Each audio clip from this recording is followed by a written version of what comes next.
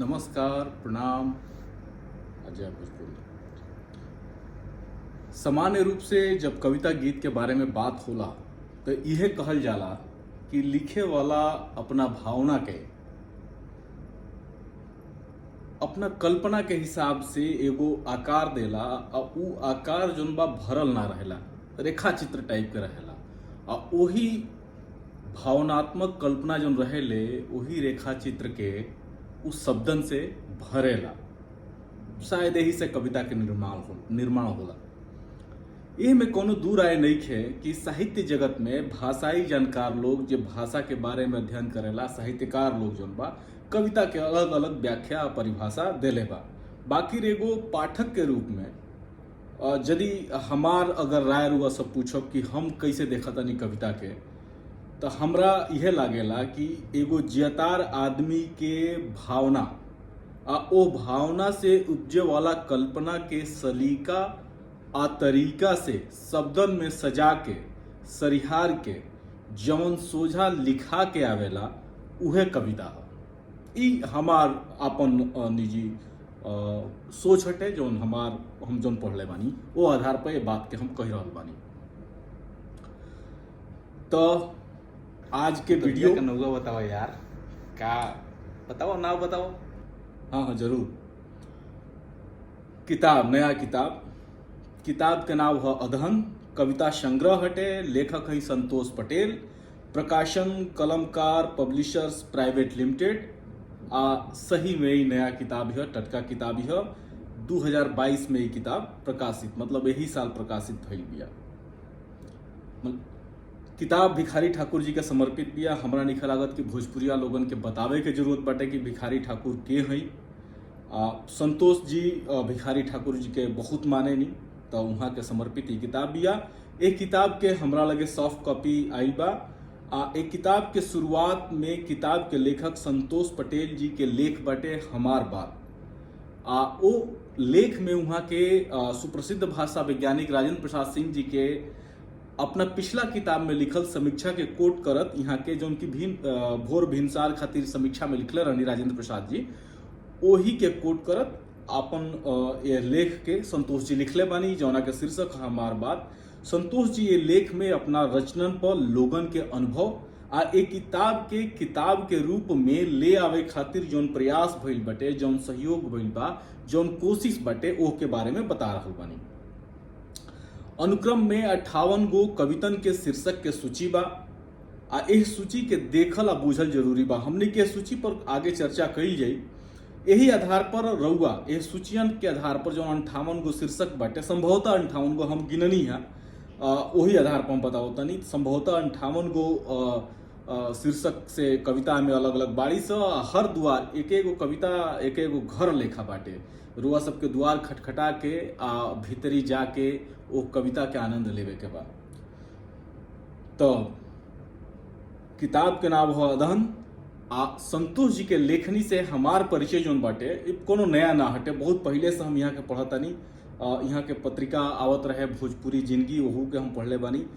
यहाँ के गद्य या काव्य लेखन में भोजपुरी में, हिंदी में, यहाँ के अंग्रेजी के जानकार बानी, तो भोजपुरी, हिंदी, अंग्रेजी आदि पर यहाँ के बढ़िया काम बटे। बाकी भोजपुरी में गद्य या काव्य लेखन में यहाँ के समान रूप से अधिकार बा, लगातार यहाँ के लिखत रहेनी। वही लगातार लिखला के असर जौन बटे, अनुभव जौन बा, एक कविता संग्रह में आयल बटे। किताब के नाव पहला कविता जौन हटे एक किताब के वो अदहन हटे। यानी कि जब रउआ एक किताब के पलटब और जब अनुक्रम के बाद जब रउआ कविता पढ़े लागब तो पहला कविता जौन बिया तो अदहन है, जौन की एक किताब के भी नाव हटे। अदहन साहित्य जगह में बहुत अननोन चीज नहीं है। लोग अदहन के बारे में जानेला, अदहन के बारे में कविता, गीत, शायद किताबियों बारी सब, बाकी ओह कुल से एक किताब के संबंध नहीं है जहां तक हम जानता नहीं।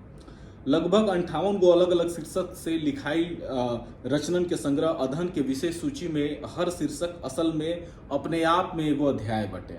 जाहिर बात बा किताब में वो अध्याय तो बढ़ले बटे, लेकिन जब हम अध्याय के बात करतनी तो एगो बहुत बड़हन जौना में कंटेंट भरल होखे वो तरह से, मतलब एगो चैप्टर के जौना में व्याख्या होला वैसन एक कवितन के शीर्षक के नाव बटे और वैसन कविता बाड़ी सब। तो जौन कविता अध्याय लेखा नहीं लागत तौन अपने आप में किताब बिया। अब ये चीज के रुआ सब मतलब तारीफ लायक ई किताब बिया। हम ए किताब के तारीफ हम ये से कर रहल बानी कि कहे से कि ई किताब ऐसन बिया। एकरा में का खास जौन बाटे तौन हम कुछ एगो 58 शीर्षकन के हम नाव ना लेके कुछ एक नाव बता देतनी। जैसे कि अदहन बा, हमार डोम काका डोम मिया कहे, बदलत समाज के एगो रूप बा, कविता के टान, पियास, अच्छा दिन केने बाटे, राजनीतिक सटायर पर, स्थितियन पर, समाज के जौन वर्तमान स्थिति बा ओकरा पर, किसान के पिसान, बाबा कबीर भोजपुरी के आदि कवि रहनी वहाँ के, वो सब कुछ के समेटले अपना के संतोष जी में लिख रहा बनी। भारत उम्मीद में जियत भोजपुरी के लेके संतोष जी के लगातार आंदोलन यहाँ सब करेनी या लगातार बहुत सारा शोधात्मक लेख बाटे।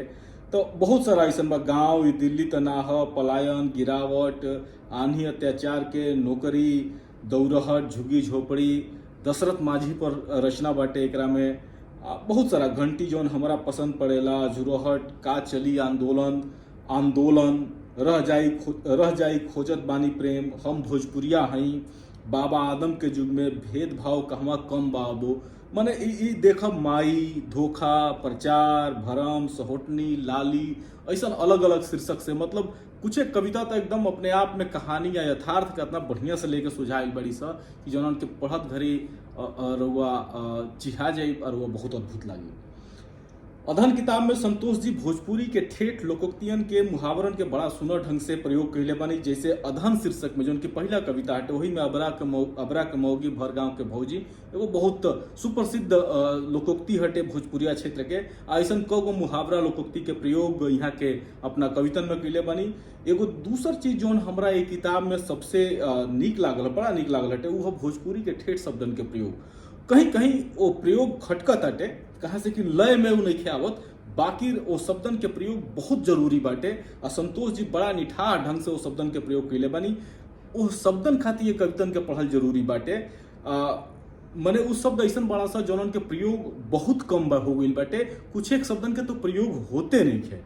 तो ई मने हमरा देखे से संतोष जी के पहले के जौन किताब आइल बाड़ी सा जौन लेख आइल बाटे ओ में एक ऐसा चीज के तनी कमी लौकत रहे, बाकी ये किताब में वो कमी के बहुत बढ़िया तरीका से यहाँ के पूरा कैले बानी। इस किताब के पढ़त ऐसा अनुभव हो रहा बा कि संतोष जी भोजपुरी भाषा के लेके जौन एगो लंबा समय वहाँ के चलल बानी, भाषा के लेके आंदोलन भइल बा, किताब लिखले बानी, पत्रिका, दूसरा पत्रिका में लिखल, शोध कैल, माने बहुत सारा चीज, इफ बट सब चीज बाटे। वो पूरा चीज के जो सारांश बाटे तौन एक किताब अदहन रूपी सारांश बाटे। माने बहुत तपा के खौला के जौना में डालते चाउर पाक जला वैसना स्थिति के लेके आइल बानी। वो स्थिति में जाके ये रचना ये किताब लिखाइल बिया। जाहिर बा एमे समसामयिकता तो बढ़ले बा, वर्तमान के समाज तो बढ़ले बा, बाकी भोजपुरी के स्थिति, भोजपुरी के नाव पर भोजपुरिया लोग के स्थिति, कबीर बाबा तक के बाद, दशरथ माझी के बाद, माई के बाद, गांव के बाद, समाज के बाद, सत्ता के बाद, हर तरह के बात एक किताब में रुआ सबके पढ़े के मिल जाए।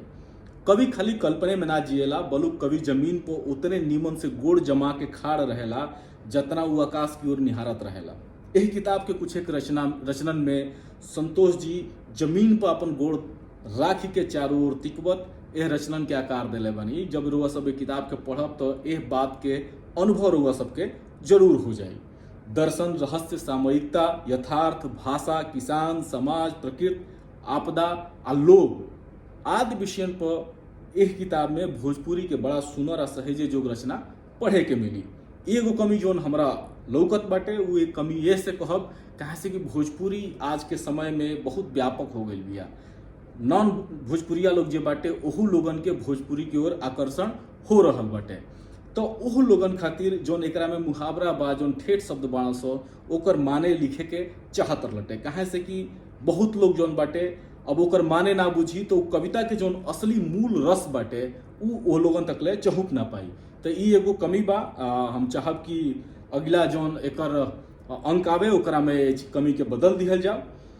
संतोष पटेल जी फेसबुक पर बहुत सक्रिय बानी, रुआ सब वहाँ से संपर्क करके भा ए प्रकाशन से जोन की नाम ऊपर दिहल बाटे वो प्रकाशन से रुआ सब संपर्क करके एक किताब के कीन सकेनी। एगो बढ़िया किताब बिया, शानदार किताब बिया, 2022 में भोजपुरी में लिखाई, हमरा देखे से बड़ा बेहतरीन किताब बिया। तब आज के बस अतने, हम फिर हाजिर होखब कोनो न कोनो किताब लेके। तब तक रुआ सब आनंद लही आ किताब पढ़त रही। भोजपुरी के साहित्य के लेके लगातार काम कईल बहुत जरूरी बा। तो इजाजत दी, धन्यवाद, प्रणाम, जय भोजपुरी।